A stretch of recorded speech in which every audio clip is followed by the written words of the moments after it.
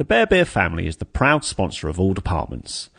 Head to the White Bear in Southbourne-on-Sea or the Saxon Bear in Christchurch before any match day wearing your Bournemouth shirt and receive 30p off your pints.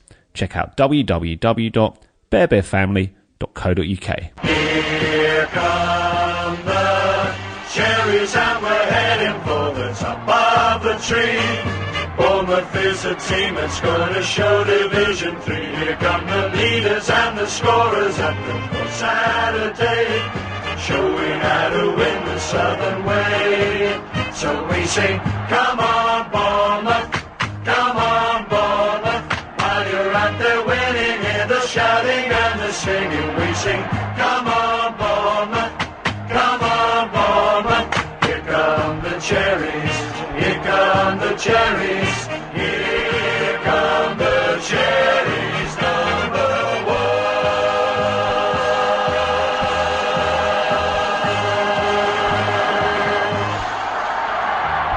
Hello and welcome to All Departments.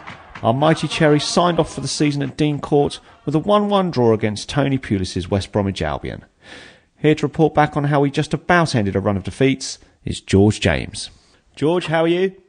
Good, thank you. Good to be back for the blockbuster that is West Brom at home. Well, yeah, in recent times we've had a couple of thrilling wins against West Brom. We beat them in the League Cup a couple of Decembers ago.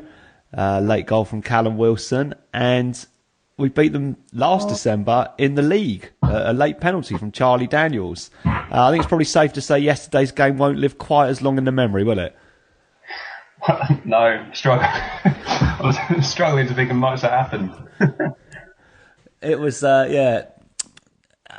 Well, I suppose if you were a reporter, a neutral reporter watching on, you would say that was typical end of season fare. And I suppose we knew that would be the case when Eddie said in his press conference, I think the day before the game, that he might experiment a little bit with the lineup. And which is as good as an admission as, you know, saying, well, these games are not as important as they were even last weekend before we'd actually secured mathematical safety, which is fine because we have secured it. And as much as we would have liked to have gone out on a high yesterday, winning at home, it wasn't the be all and end all. And also, I think we'd have seen a completely different game had there been something on the line. And it's unusual for us to have an end of season game which is just basically meaningless, despite the fact we all wanted to win and, you know, stuff West Brom and give it to Tony Pulis and all that stuff. But he named, I wouldn't say it was an experimental side as such, but he played a Phobe and Graben up front together, and he's been rotating the forward line a little bit recently, and he brought Gradle and Stanislas in for Pugh and Ritchie. I don't think it worked in any sense that was tangible, but he's definitely looking and using these games to look at his options, I think particularly going up front for next season, isn't he? Yeah, I mean, I don't mind that, to be honest. I'd rather him do it in a game like this than he does in all the cup games when he tries to lose in the cups in the early rounds. So it's a better time to do it. And there was a lot of negativity and whinging from fans about today, but you know, people saying it didn't work. But as you say, I think now's the time to do it. The Afobe Graben arrangement was odd because the way they were playing was Graben out and out up front and Afobe behind him, which seemed, whether they were just playing like that or whether they've been told to do that, it seemed odd, and you'd seem to want it the other way around because Graben's actually been very good of late. And Afobe seems to be just an out and out poacher, so it seemed odd to reverse the roles. I'm not a fan of Stanislas in sort of midfield rather than out wide, but you know, it's the game to try it. You know, as long as it's written off as a failed experiment, you know, I'm happy really. So. Yeah, I mean, you're completely right. If you're going to try these things, then this is the time to do it. There's pre-season, but the pre-season games are even more meaningless than than games like yesterday's. So I guess at least this is a proper fixture with, well, at least there's points on the line. Very little else. The whole thing with the forwards, Benica, Graben's an endless seam of debate. But like you, I think he's been playing all right recently. Afobe had a good start, but he's definitely Eddie's definitely trying to see what he can do apart from just be in the box and put the ball in the net. Now, being in the box and putting the ball in the net is no bad thing. And I was looking at it yesterday thinking, why isn't he in the box more? And he's been playing deeper when he's come on or when he started recently. He's been playing out wide more. It doesn't, at the moment, look like his game. He looks like the sort of player you want in and around the penalty spot, feed the ball to him, and he'll hopefully, finish, or certainly at least have a shot on target. But that said, he's done similar things with other players. Josh King's a good example. Asked them to do something different, and it's taken them a while to produce. And obviously King has improved a lot this season. Do you think Afobe's got it in him to be that type of player, or do you think he's just that kind of fox in the box type of forward? Well, from what we've seen, I think he seems to be a fox in the box. My dad said the same as you. He doesn't seem to do much, but that was also true in the games that he was scoring goals, and I'm not fussed if he doesn't seem to do much to score. Pittman, I think we discussed it previously. Brett Pittman did that for about 5 years. Did nothing in games, but always used to score. So I don't, I don't have a problem with that, but I think I don't think it's his game, line deep. But then football didn't look like Stanislas's game earlier last year, and look at him this season. So in Eddie, I will trust. Yeah, some of it. Go on. The trans. I was very hard on Arthur when he first joined, Stanislas, and all these players, and even Francis. Francis used to drive me absolutely insane, and you look at them now. So, I've learned to be patient with all these weird experiments, because they all seem to come off in the end. Yeah, I think that there's probably a couple of players this season that have come from the shadows since last season, Stanislas, and the other one I'm referring to is Gosling, and made a difference this year. And last year they couldn't get in the team. We were winning most weeks last year, so Eddie wasn't as likely to change the team, but they never looked like they were going to be threatening the first team, and you wouldn't have thought they'll play most games they've been available for in the Premier League. So yeah, next year we'll probably see, or hopefully we'll see, some more of that from some players who at present are perhaps having a little bit of doubt cast over them. And yeah, I think hopefully Eddie's learning more from what he's seeing in these slightly experimental lineups than we are perhaps from the stand, and it'll be food for thought and improvement next season. The game itself got off to a bit of a slow start. We dominated possession throughout. Nothing really happened of note. There was a few pot shots until their goal on 16 minutes, and well, the circumstances were that we'd been, as usual, kicking it short from the goal. So Boris was playing it out wide or playing it down the middle, and it was still sort of within our third of the pitch. West Brom, as a lot of teams have, noticed that we do this, so they can choose whether or not they want to press high. West Brom did press high, and a couple of times it did look a bit like we were going to lose possession and make a mess of it. On this occasion, it went out to Sermon.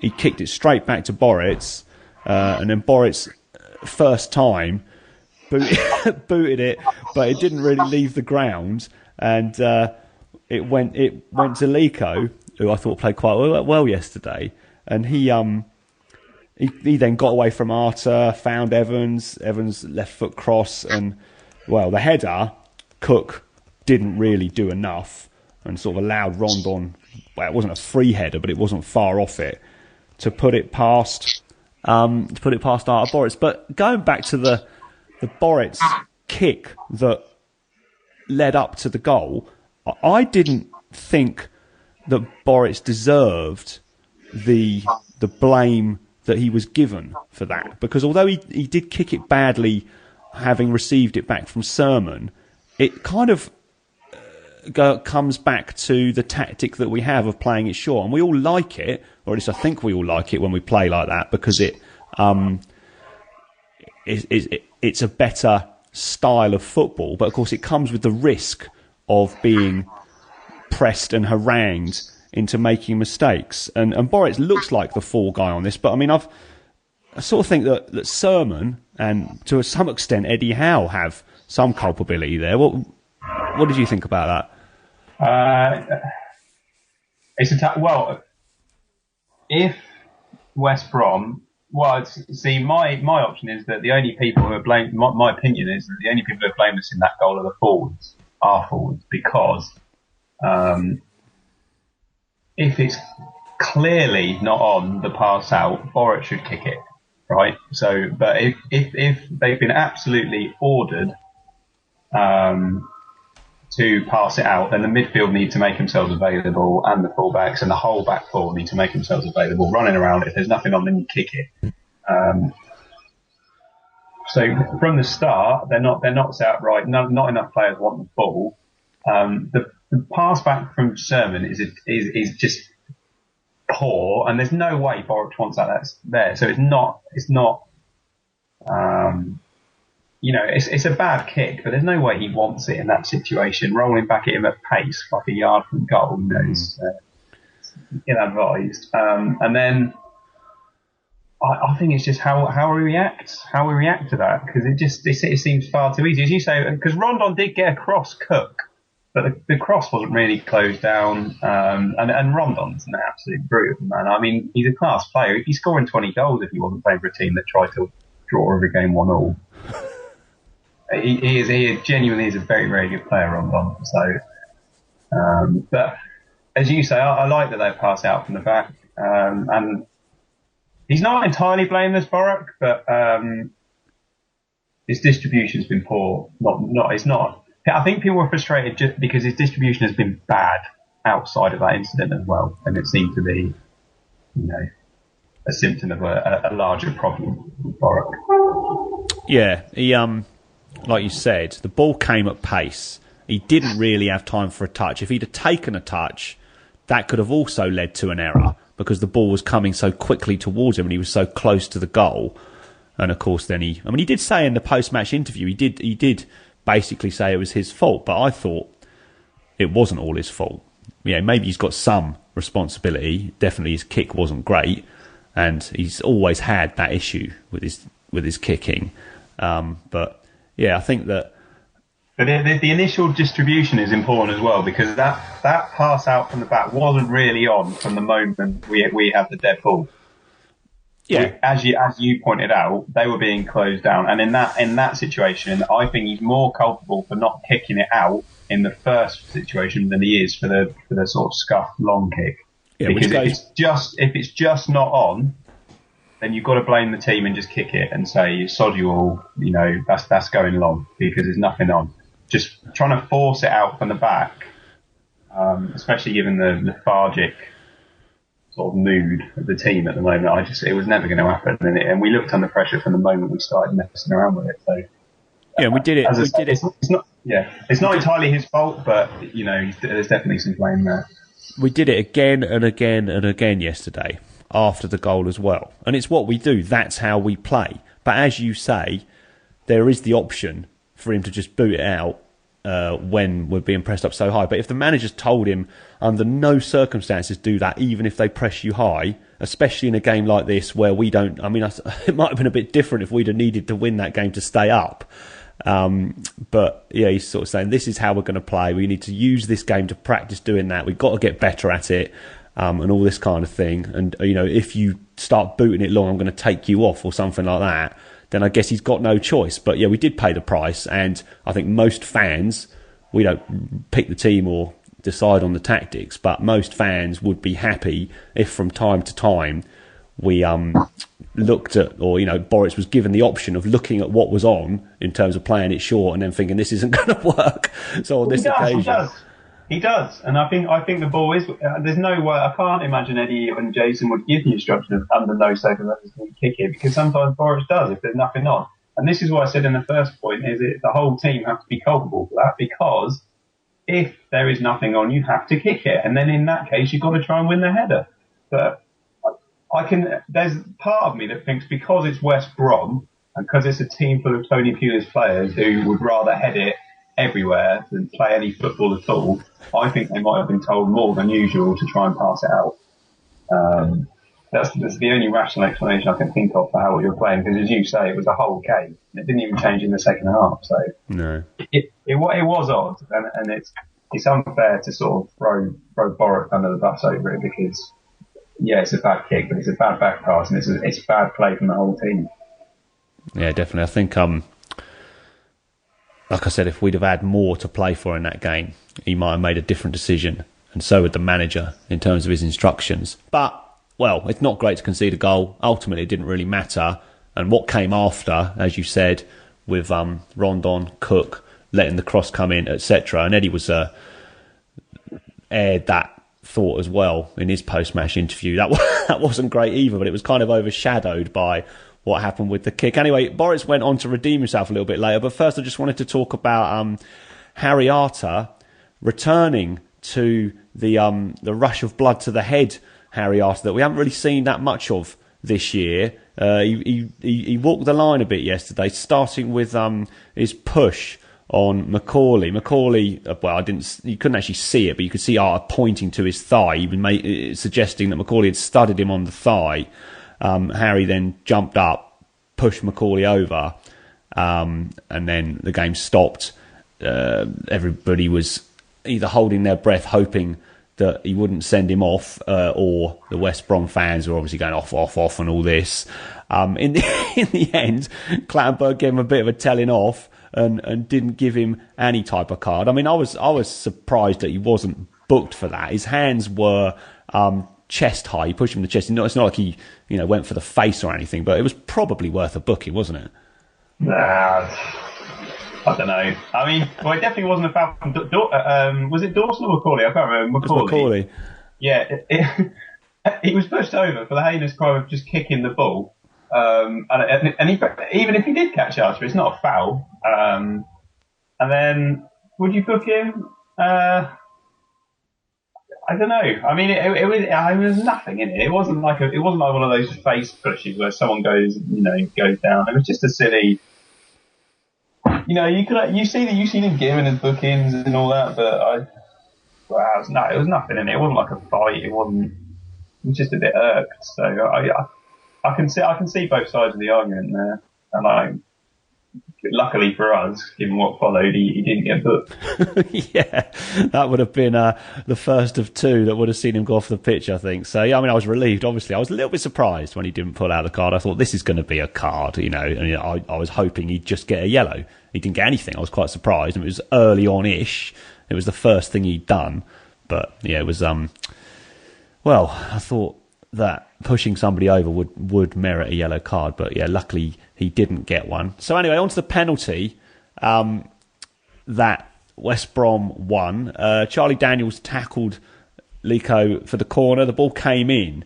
And there's always, or almost always, this kind of frantic ballet in the penalty box in any football match, especially in and around the 6-yard box, where there's just holding and shirt pulling and pushing and all sorts of things going on, and it's all happening so much and so fast that the ref quite often just does nothing about it, even though it's quite clearly completely against the rules.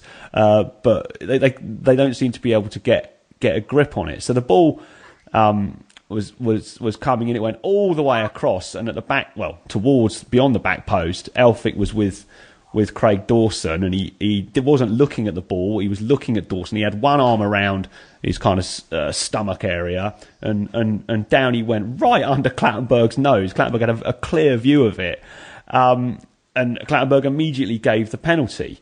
And I don't, having watched it a couple of times back, think that it was the incorrect decision. I mean, it is under any other circumstances, that would definitely be a penalty. And the rule is clear. That is against the rules and counts as a foul. The other thing was, when you see it on the footage when I saw it on Match of the Day, Elphick doesn't complain at all. He just looks disappointed and frustrated, but he barely says a word to either Dawson or to Clattenburg. And but that rule is inconsistently applied, isn't it? I mean, there's been a couple of times recently. I think there was one with Ryan Shawcross in a game for Stoke earlier in the season. I think there was one at Crystal Palace as well recently, where the refs have actually decided to do something about it. But it goes on a lot, and nothing gets done, does it? Well, no, as you say, it's the inconsistency that irks people rather than the sort of giving a penalty. Because as you say, yeah, it's a foul. It's a foul anywhere else on the pitch. It's a foul in the box. But if you watch the replay, there's about 4 or 5 other potential fouls the other way. You could look at some of the other West Brom players and say, oh, they're hauling our defenders over. And you've got this sort of omni-foul situation every corner where you just got to pick and guess which one you're going to give. It is difficult, but I don't know what they can do about it. You can't just not give them, but this sort of haphazard inconsistency is so hard to get anything coherent forward for the referee. It has to be. It's like the handball thing. Because Phil Dowd started giving it just if it hits your arm a couple of seasons ago. Do you remember that? Yeah. Phil Dowd personally made up his own rule. Yeah, he made the offence of having arms a foul for a brief period. And then all the refs had to start being consistent because Phil Dowd gives it and all this stuff, and it's nonsense. So you don't want 3-4 penalties in a game, but maybe that one just was blatant. But there weren't really any good replay angles of it. No, I had to watch it back 2 or 3 times and watch what Elphick did. I think I saw an American NBC, but it's the same footage though. But it was just the fact that what the commentator was saying drew my attention to the fact of what exactly was going on. But yeah, there wasn't any great close-up footage, was there? No, not really. I mean, I watched it twice, and you couldn't really see. But you couldn't really see anything Elphick was doing to whoever it was that he wasn't getting back. So it's just if Elphick fell over, he'd probably get the foul himself. So it's just I think you just got to write it off over the season. It's probably fair penalty. We'll probably get one ourselves later in the season. Yeah, I think if that's the way it's going to go, and they seem to be tightening it up a little bit in those situations, but in this kind of haphazard fashion. So sometimes some refs are doing something about it, sometimes they're not. If that's the way it's going to go, something along the lines of at the start of the season, next season, there needs to be some sort of announcement, directive or whatever, is we're not going to be ignoring this anymore.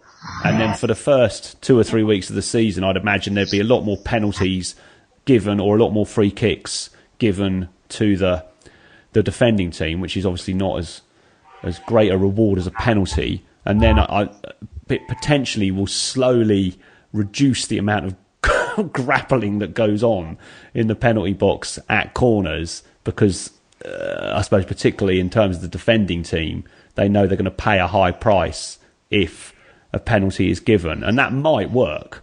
But I think something, even though the rule is clear, there needs to be some sort of clear statement made and then consistently applied. And I think after a few weeks of the season, it'll probably start to resolve the uncertainty. But anyway, onto the penalty itself. Artur Boruc, who had a little bit of a negative light shone on him or cast over him after the first goal, stepped up on this one. As soon as the penalty was given, I don't know if you noticed this, but Boruc went into communication with Neil Moss and Jason Tindall. Moss was off the bench, I mean, they must talk about these things before the match, but Boruc was doing the old arms outstretched with his palms up. What shall I do? Moss was pointing to Boruc's right towards the main stand. That's where it's going to go, and that's exactly what happened. Gardner, who I always think, when I've seen him, well, usually on the TV, actually, I've seen him play live a few times, seems to thunder the ball. Like, really can welly it.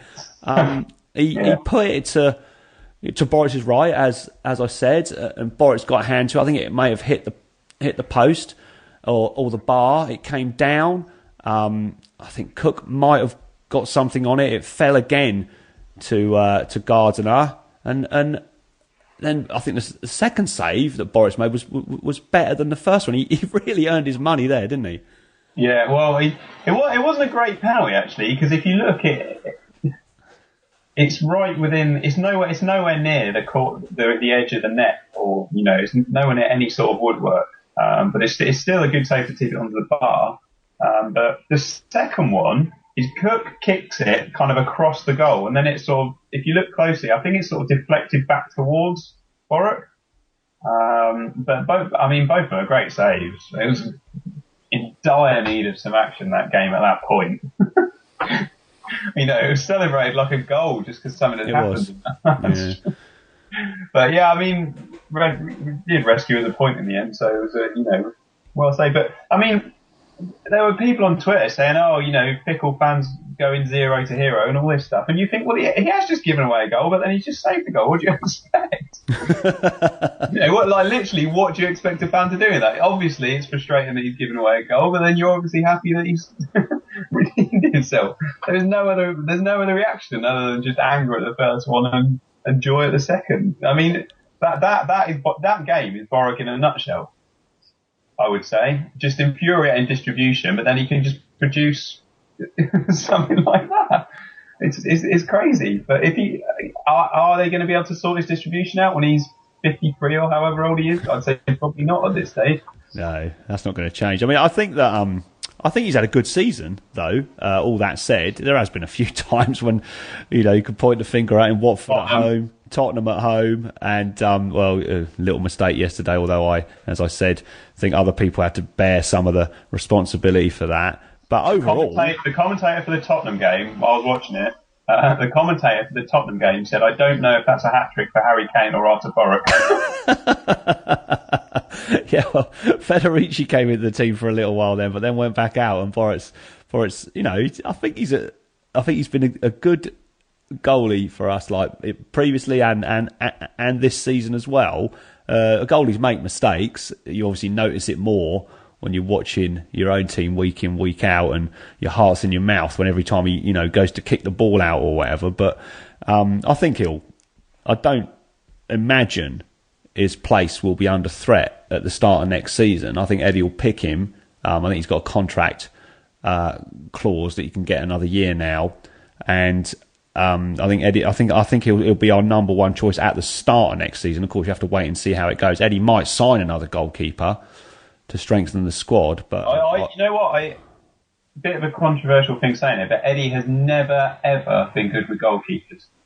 That is his greatest weakness as a manager. He has never done well. And we're talking right years ago when we were at the bottom of League Two. He dropped Jalal for a few games and got David Button. Do you remember that? Yeah. And David Button dribbled into his own net, and then literally threw 3 points into his own net at Lincoln away. He was absolutely shocking. Ryan Allsop, who just looked shaky in a team that was absolutely dominating the league. Lee Camp, who I thought was all right, who then he just basically sent out into the Sahara. He's not great with goalkeepers, but I obviously it's difficult talking about goalkeepers when it's so personal, but I think we do need a new goalkeeper. And it's important we get one purely because they decline very rapidly, like halfway through a season often when they get to Boric's age. You can suddenly start the season and he's all right and then just drop off. And if we've only got Federici, because as you say, Federici came into the team and was pretty wonderful. He played away at Man City and made 2 howlers, didn't he? Oh yeah. So I don't, we've got about 8 goalkeepers on the books, and I'm not sure any of them are sort of, going to uproot any trees next season. So that's the one position. If I was Eddie, that'd be number 1 on my list of players to sign is at goalkeeper. Good. The other reason I think he'll stick with Boruc is Boruc is got the kind of ego and temperament to cope in this league. In terms of, it's always going to be a position where confidence is fragile, and you see it in all goalkeepers. But yeah, Boris has this way about him. I mean, I don't know him obviously, but he seems to have a very high opinion of himself and his own ability. It's experience. You remember, there is not one highlights reel of Borough from any club where there's not a spectacular howler in it amongst the load of states. His entire career. Like, even Southampton fans loved him, but he still did that sort of 720 spin at Arsenal. Remember when Giroud nicked it off in the FA Cup, yeah. Yeah. Even I remember him getting, he went mad for about 10 games when he was playing for Celtic. It's just, but you're right. He does bounce back from these things, and he's been solid. I mean, he's been solid, but at the same time, he was one of the very, very few players in the squad who couldn't have been regarded as a potential player of the season. I would say that. No, perhaps he would be a stretch too far to see me being in contention for player of the season. I think he rubs the crowd up the wrong way sometimes. I think it's just his body language. Well, he always goes off. He never claps the crowd. Oh yeah, that isn't good. No, I find that frustrating. Yeah, no, I don't know why he does that. It isn't that big an effort to come over to the fans, especially when the fans have put such an effort in and aren't getting paid. Well, I think it was £32,000 a week. He was quoted in the Star this week when they listed all the players' wages. I mean, that was just nicked off Football Manager, and it's probably not. But whatever it is, all he has to do is come over to the fans and clap a bit, doesn't he? Yeah. I mean, it's not. It doesn't help you as a player for sure doing that. There's just little things, but if he was. If he did fantastic all year, he'd probably just about get away with it. But I don't know. Well, he might play all next season and be the same. I mean, it's not like there's this crisis where we're just leaking goals, but there's too many recently that have gone right into the centre of the net that he hasn't sort of, got anywhere near him. That's my opinion. My dad, who's a bit harsher than me, says if any team gets a shot on target, it's probably going in. And he says, right. Makes it sound a lot worse than I made him out to be. Well, that's what I said to my dad. I said, I'm sure it's not that bad. But then there's been a few recently where, because he said that about 10 games ago, and I was like, come on, that's silly. And there's been a few recently where he's been like, see? And he does it right. The other thing about Boris technique-wise is he often dives backwards. If you look, he often dives backwards, which is essentially making yourself as small as possible for a striker, which isn't great. Diving forwards or sideways is obviously much better. And there's a few recently where if he dived sideways or had the reactions, they would have stayed out. So I think it's bigger. I think the reason that people did jump on him so much for the West Brom game is because there is a broader problem there.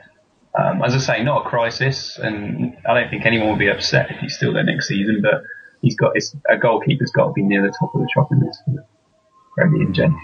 I would say. So I think we'll buy a goalie. I wouldn't be at all surprised, but I still think Boris will start the first game unless we buy Manuel Neuer or someone, which obviously isn't going to happen. The other thing, just on the penalty, was, I don't know if you noticed, Tommy Elphick was, because obviously he gave it away, absolutely delighted. He's punching the air with the kind of glee that I last saw when we scored late against Wolves away last season. It was only noticeable on a clip that I saw someone had taken from the stand, but yeah, he temporarily loses control of his senses once Boris has saved a penalty because he knows he's off the hook. And that brings us to the end of the first half. But you mentioned the Player of the Season awards, and I just want to have a quick chat about those. They were given out, or most of them were given out yesterday. It's the awards dinner tonight, which used to be held in a little back room at Dean Court, but now is done in much more glamorous Premier League surroundings at the BIC. Sermon won that one last year. I don't know who's going to get it this year. But Simon Francis got most of the awards yesterday. Josh King got one of the awards. I think the Junior Cherries won. Both certainly were in the hunt. I didn't vote for either of those. I voted for Charlie Daniels, although I think that Charlie's recent performances may have hampered his chances, and he's not gone that well linking up with Max Gradle he was playing brilliant earlier in the season and was like being touted around mainly by Bournemouth fans for an England call-up. But anyway, do you think those awards, like Simon Francis in particular, was well deserved? Yeah, I do actually. I mean, personally, I would have voted for Cook. But Francis is just an absolute model of consistency. King, if it was player of the calendar year, you're probably looking at King, I would say, since Christmas. But I think it's right over the course of the season.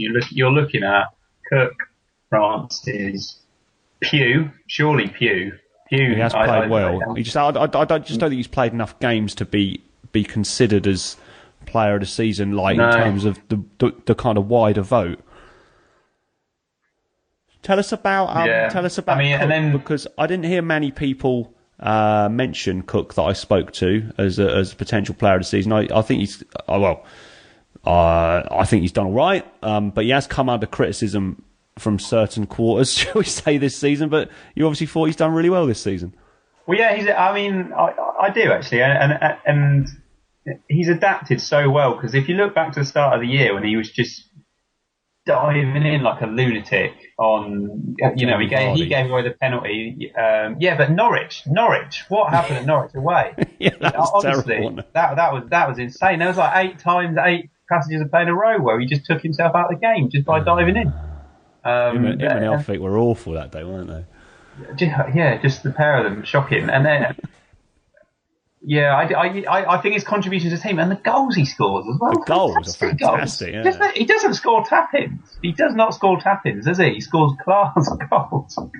So, I mean, he's got to be out there. But, I mean, the more I think about it, the more I see Francis, especially coming in at centre-back, because you look at it, he's the best centre-back we've got and the best right-back we've got, arguably. So, it's well deserved, I would say.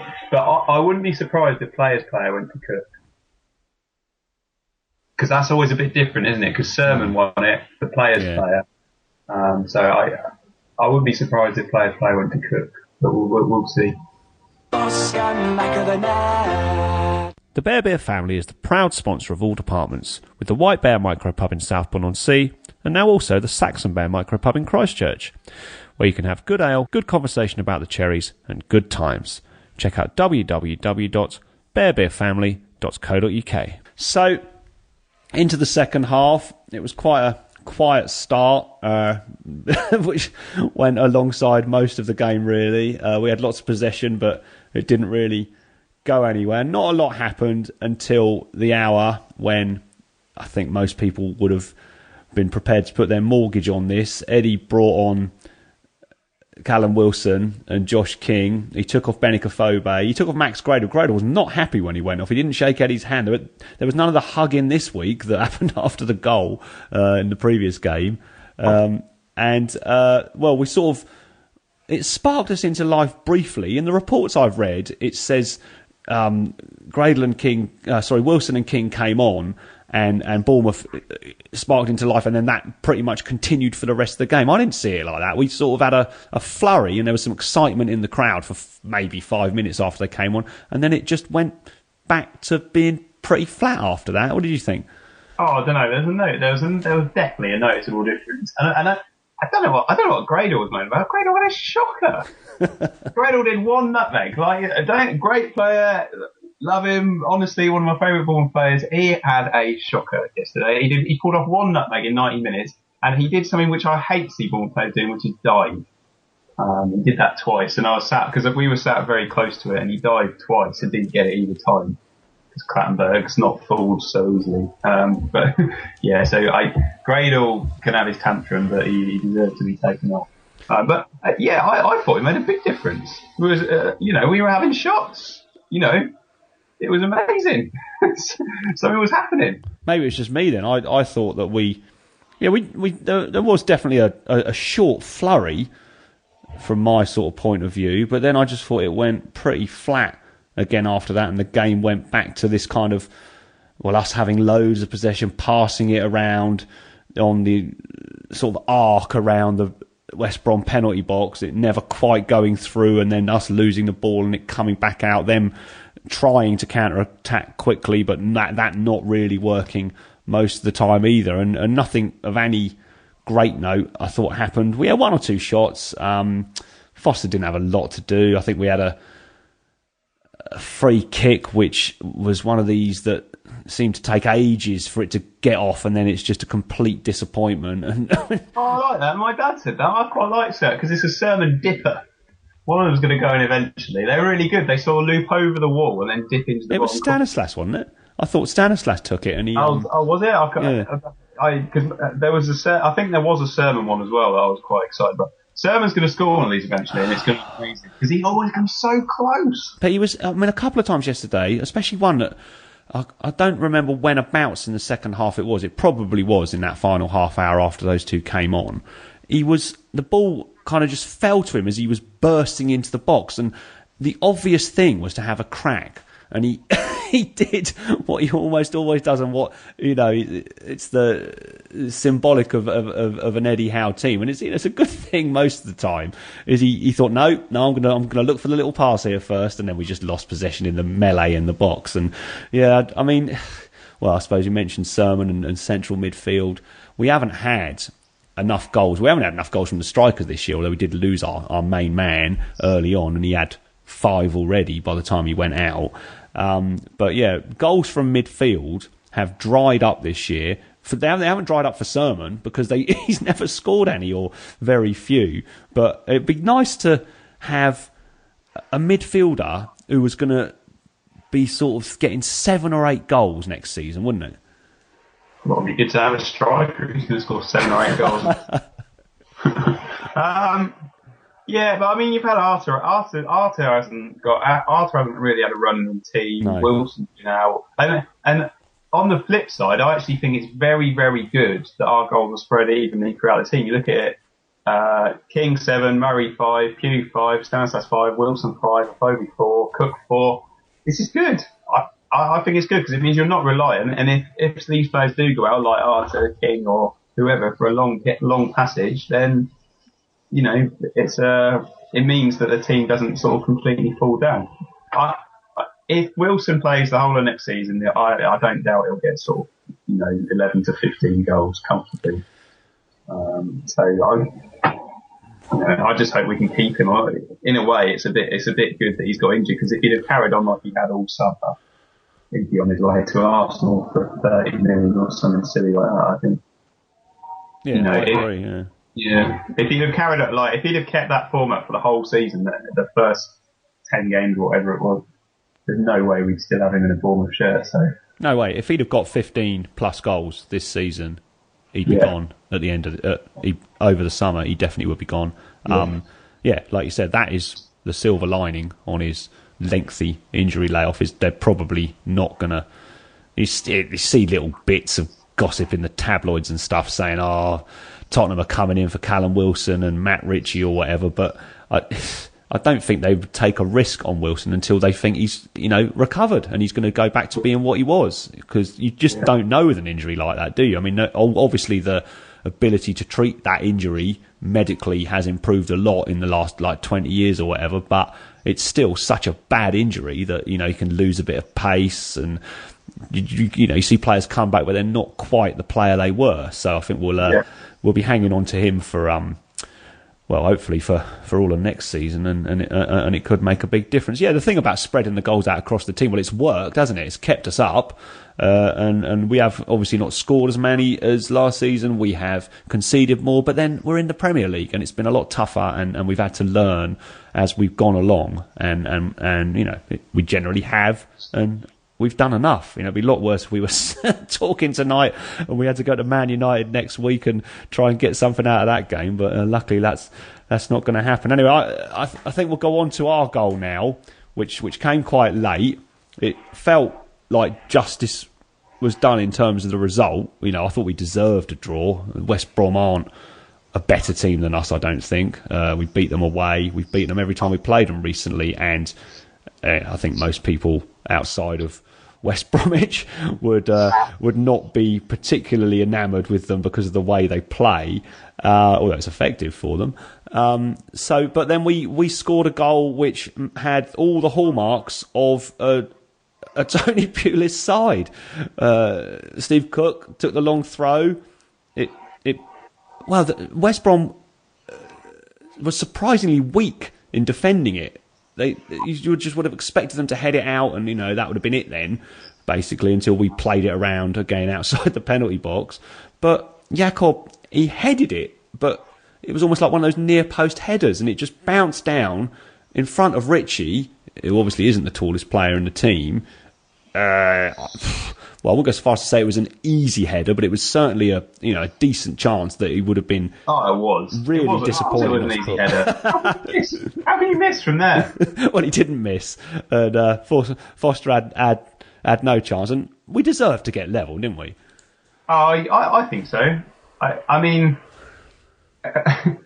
we didn't play well, but it's not like West Brom let the world alight either. I mean, people are saying, we didn't deserve it because we didn't play well. But West Brom are West Brom. They never, I don't think they haven't played well against Bournemouth for years. Since Jeff. So I agree we deserve the draw, especially after the last half an hour where actually we were finally trying to force something to happen.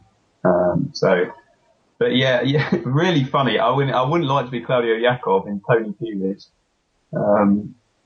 Going back into the change rooms, having conceded a goal like that, it's like kryptonite for Pulis.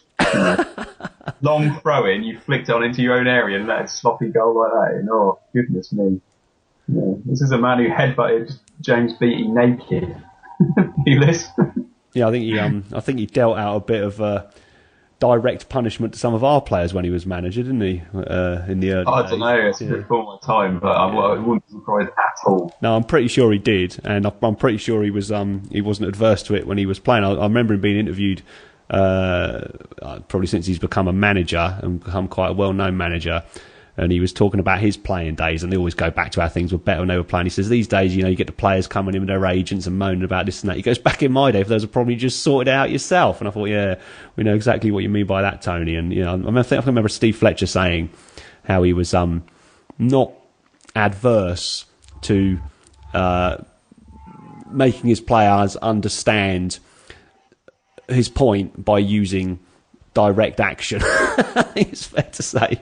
So he's not what you would call a touchy-feely manager, or I don't know, we wouldn't really call any manager that, but you couldn't really see Eddie Howe getting into a dressing room spat of that nature with any of his players. But Tony Pulis, it was almost as if he relishes it. So yeah, you're right. Jakob, the game wasn't that important, so hopefully it was unnecessary for him and Tony Pulis to have fisticuffs, but he wouldn't have been happy. It was bizarre that they conceded a goal like that you'd expect them to score. That kind of scrappy, badly defended, little header, and in it went. But it was good. It was good that we got back in the game. They nearly scored themselves after that, though, because obviously we scored quite late, and the crowd's up. We think, we're going to push on. We're going to get a winner. It's going to be a brilliant end to the season.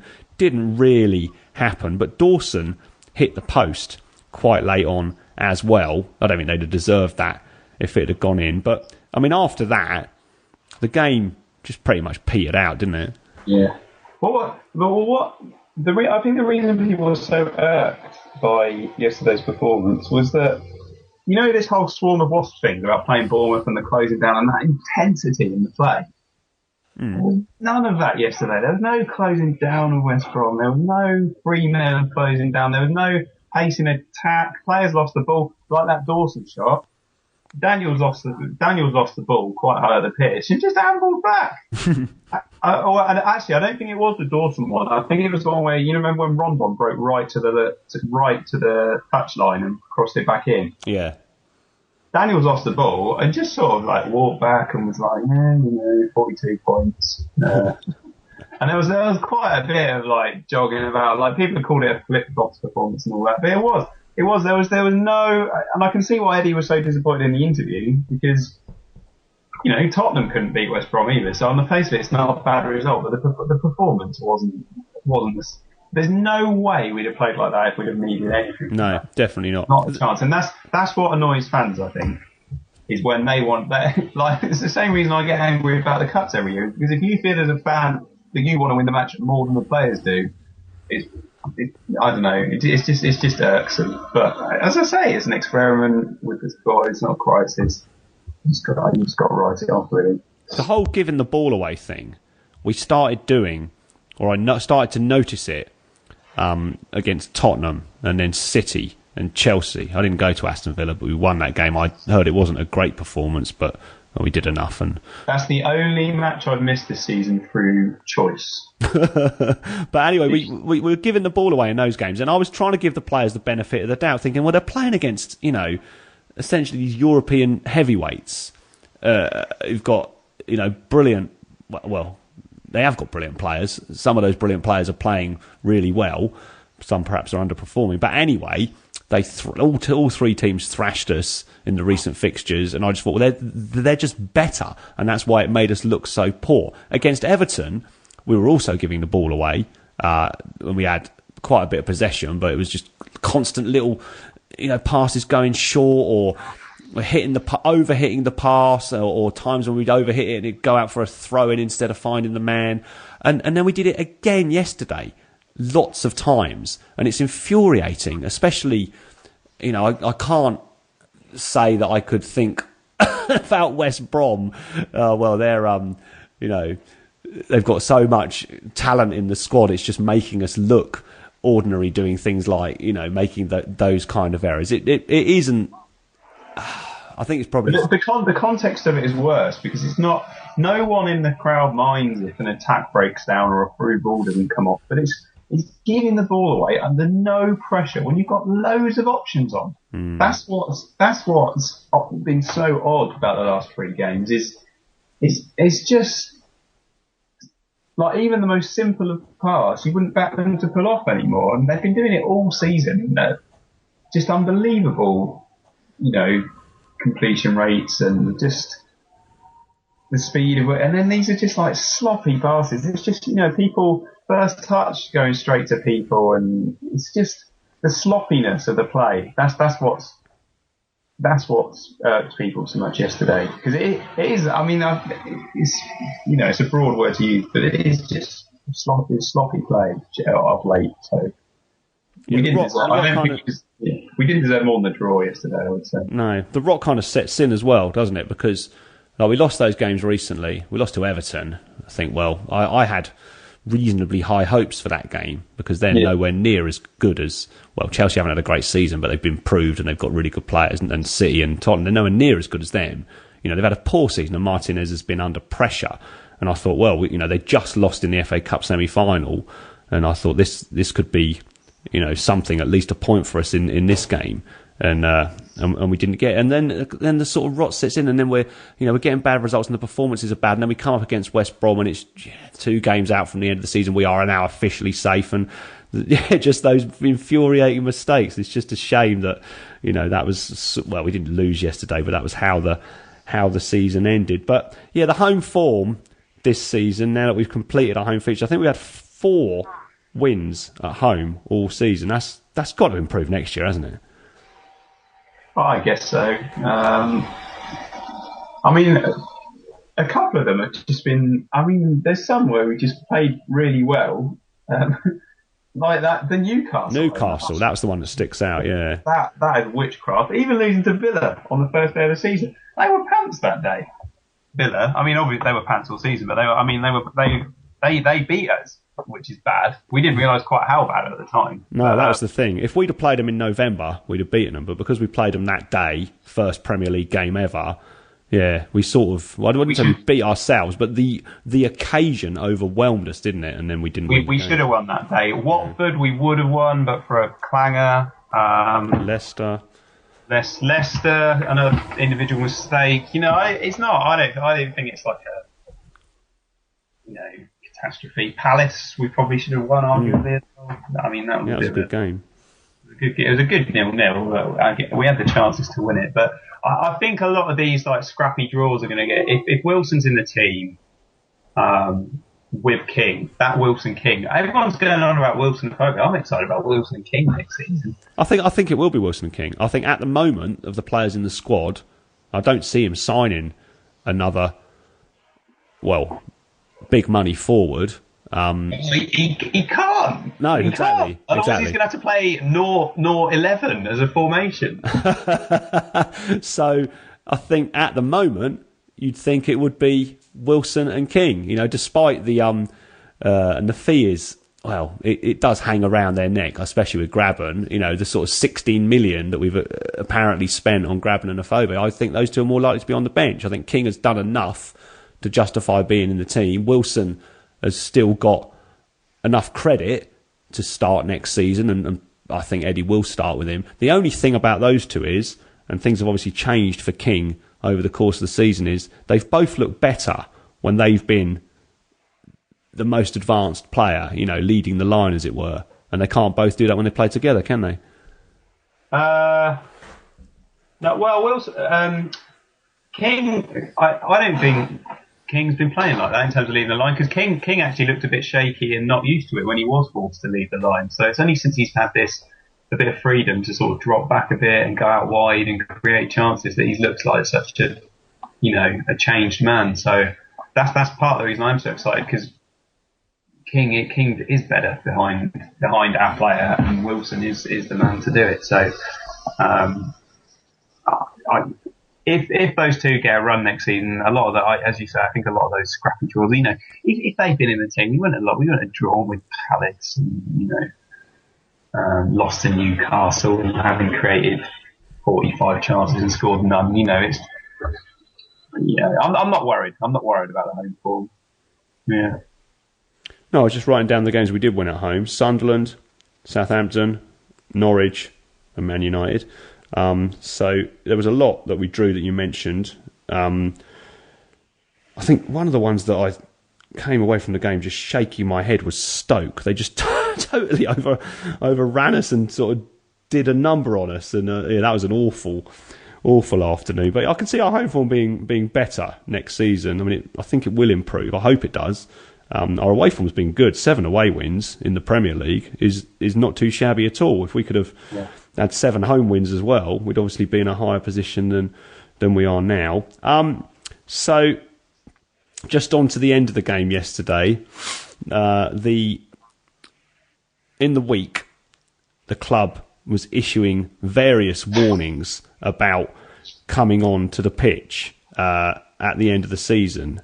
As I said earlier, most seasons, it seems, especially in the last few years, we've had something on the line at the end of the season, and therefore a pitch invasion, because it's normally worked out well, has been inevitable. This year, they were in the Premier League. The Premier League apparently told the club, if there's a pitch invasion, there's a £200,000 fine. I'm not really sure why, but anyway. It's not like I'm not buying that. I think that's just when people blame health and safety just because they don't want to clear up after things. And I'm not buying it. I think it's because they've got if they laid a £500,000 pitch, they've probably got like a turf technician or something like that who said, nah, I can't do it.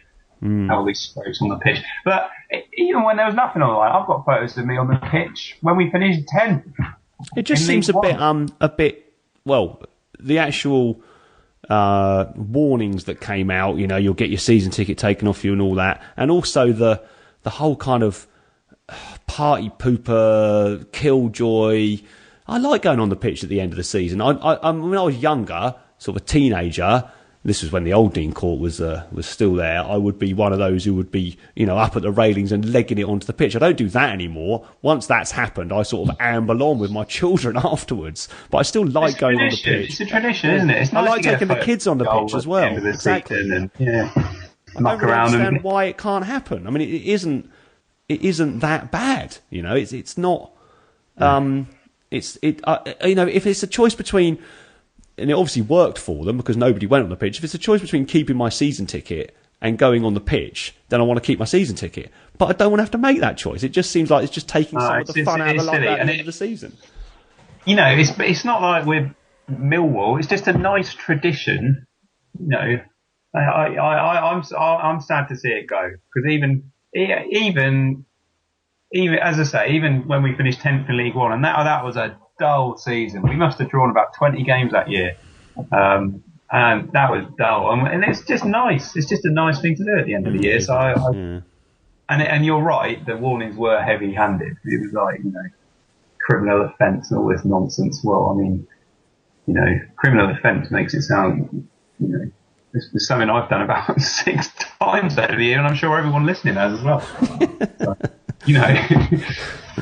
it's just I don't think it's a very welcome development. I mean, it's not the end of the world, but like you said, it's just a little something at the end of the season that's nice to do. And I like taking my children on there as well, and they have done that a couple of times. But now it's like, well, that's not going to happen anymore. And it's like, oh, all right, well, that's a bit of a shame. And then this was then followed. I don't know if you stuck around for this or not. By what was called the lap of appreciation. I suppose it's hard to have a lap of honour when you haven't actually won anything or achieved. Yeah. Well, we did achieve something, but not something that's perhaps worth an open top bus parade. And then the players came out, and I suppose maybe it was 50% of the fans stayed. And they walked around, and there was, an ovation and all this kind of thing. There was a couple of things about that. Well, first of all, if you're not going to have the players, the fans on the pitch, and you make it clear this cannot happen, and people follow it, then I think that this lap of appreciation should happen immediately. The game finishes, they shake hands, and then they just go off and walk around and clap, and then everybody claps them off, and then that's it. I don't think there should be this going into the dressing room, a 10-minute delay, and coming out. Because first of all, a lot of people go home, and secondly, it just flattens it, especially when nothing, as I said, of note has been achieved in turn. Well, we have achieved something, but it won't go down on the list of club honours, as it were, and I just they should come out straight away. And secondly, it was a weird delay. It was a weird delay. I think it's definitely nice to do, but it should have happened quicker. But I think it's because they like bringing it out. I mean, I had to go. Because I booked the same train, the 5:26 from Folkestone, every single week. So, and I'm sure I'm not the only one who had to go to catch that train. So I stayed around as long as I could, and then sort of headed off. But it's just. I mean, I don't necessarily disagree. I don't necessarily agree that they've achieved nothing, because it's remarkable to be safe with 7 games left or whatever it was. I think it's genuinely incredible. You look at Newcastle spending 80 million quid, and they're going to go down with Andros Townsend and all these great players. Massive clubs going down. So I think it's a huge, huge achievement to stay up. 9 of the 11 that played against Liverpool played in our last game in League One. It's phenomenal. It's a big achievement, and it was worthy of celebrating. But basically, threatening fans and then making them wait 10 minutes wasn't the way to celebrate it, in my opinion. I think I agree with that. Yeah, it seems a bit odd that happened, and it wouldn't be. I mean, Eddie has to go and do interviews for Sky and the BBC straight away, because he was on one of the ones I watched, I think it might have been the BBC one, they said to him, you must be looking forward now to going out there and seeing those fans. And that's obviously contractual that he has to do that, but they don't all have to do it. Yeah. The rest they normally, I mean, I wasn't there for that one, but they normally announce them player by player, don't they? They didn't do that this time. They announced the players, here are the players, give them a clap, and then they announced the backroom staff, which didn't include Eddie and Jason, and then Jeff Mostin. You'd have loved this. Jeff Mostin came out with Neil Blake. They were announced, which I thought was a bit. I don't know. It's Mostin loves it though. Doesn't exactly. He? That's the thing. But I always think it's a risk. Loves it. I always think it's a risk when the board. I mean, Jeff's in the public eye quite a lot, like you say, he does enjoy it. I always think it's a risk when the board start going onto the pitch, Michael Knighton style, and lapping up the appreciation of the crowd. I always think it's better if they just, modestly stay in the shadows. Jeff doesn't stay in the shadows, but he came out yesterday and the Steve Fletcher stand was singing his name and all this sort of thing. I think this could easily blow up in a football club's face. And then finally, Eddie and Jason came out and went around, and that was that. So you wouldn't have seen a couple of other things that I noticed. One was One-Eye Turbe could barely bring himself to join in with this lap of appreciation. He sort of ambled out, followed the players.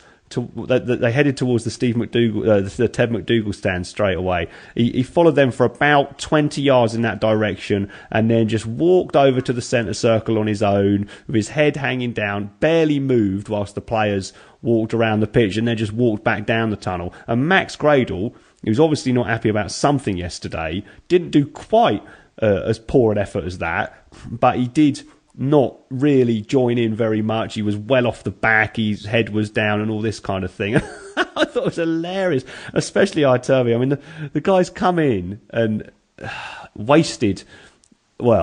he's wasted 6 months of his career. He wasted some of our money. Well, he hasn't wasted. It's not his fault. And we're not going to see him next season, are we?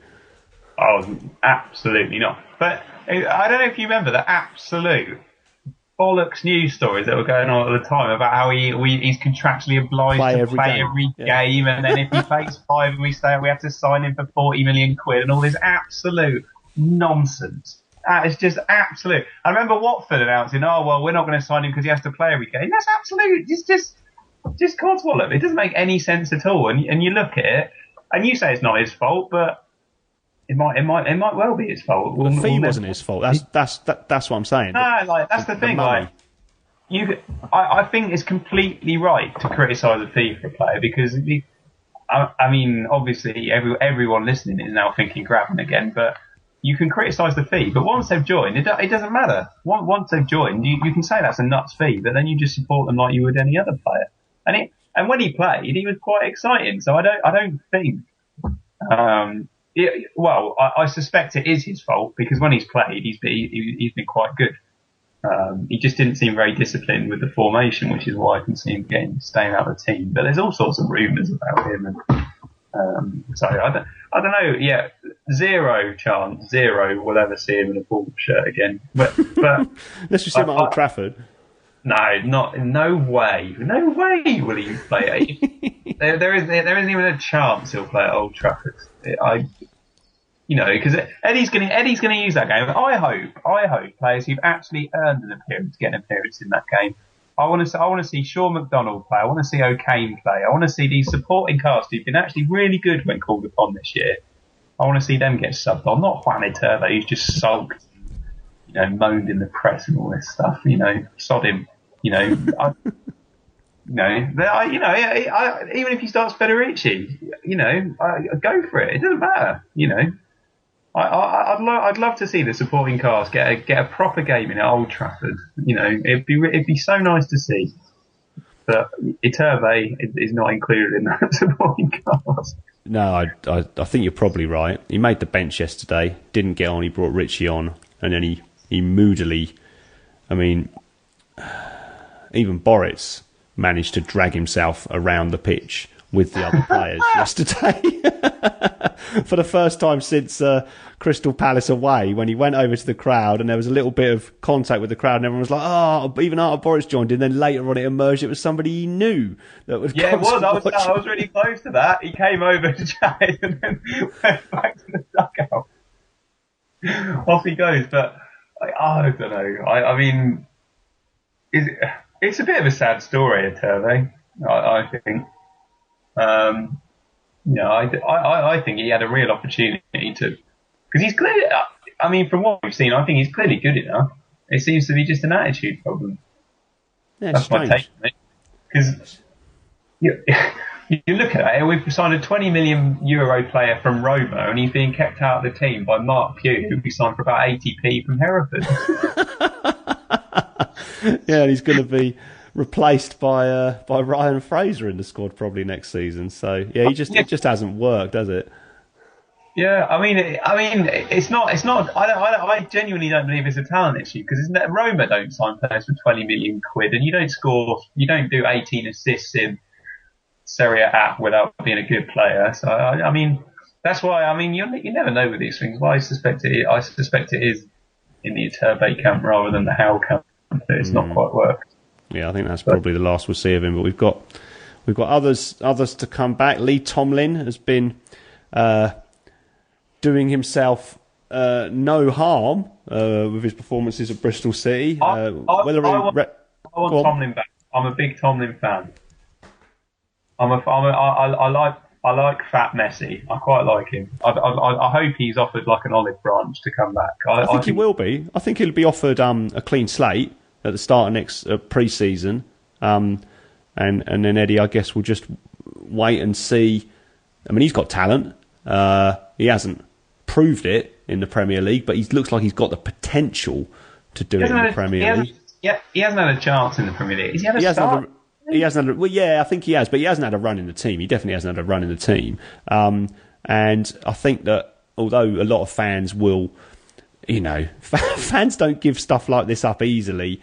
Will say, "Oh, we don't want him in our club" and all that kind of thing. I don't think Eddie Howe will look like that. It would be pragmatic and just think. He's pretty tough on misbehaviour. He's on misbehaviour.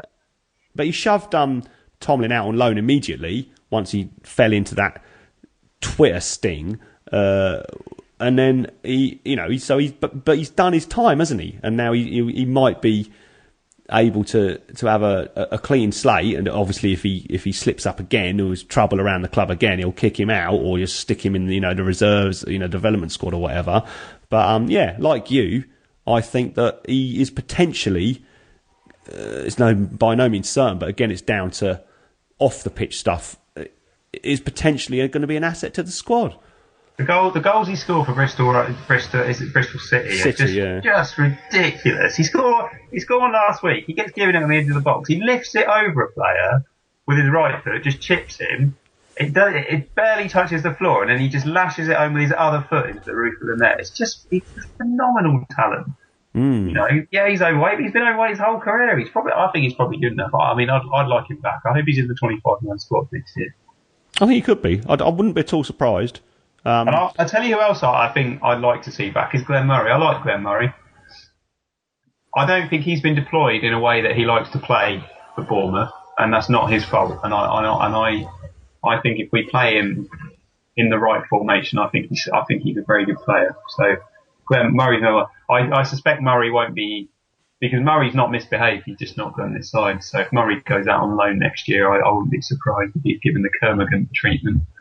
But we'll see. I rate him. I rate him and I rate Tomlin. So yes, I think Murray has had the misfortune that we have had with injuries has led to some bad luck, not quite as bad as doing your cruciate ligament, but bad luck for Murray in terms of how he could be used in the team, because Howe was after him for a while. He was being linked with the club for quite a while, wasn't he, before we signed him.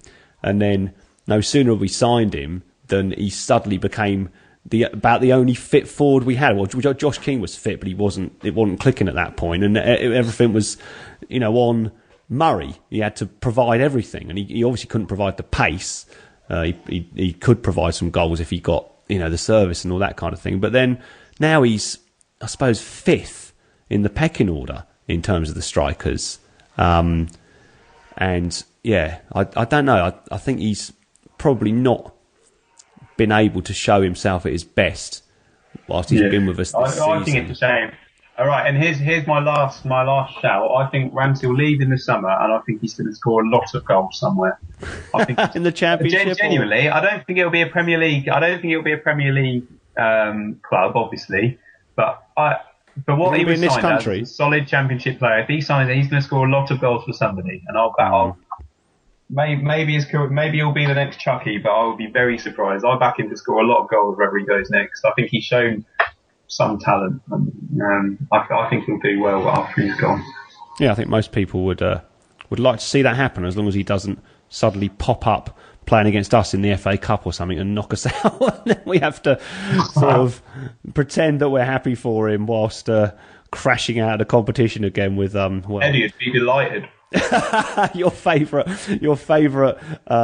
underpowered team selection, seeing us go out of one of the cups. No, let's hope that doesn't happen. All right then, George. I think that's about everything covered this evening. Thanks as always for coming on the podcast. And there's only one game left this season, but enjoy your trip to Old Trafford. Thank you very much.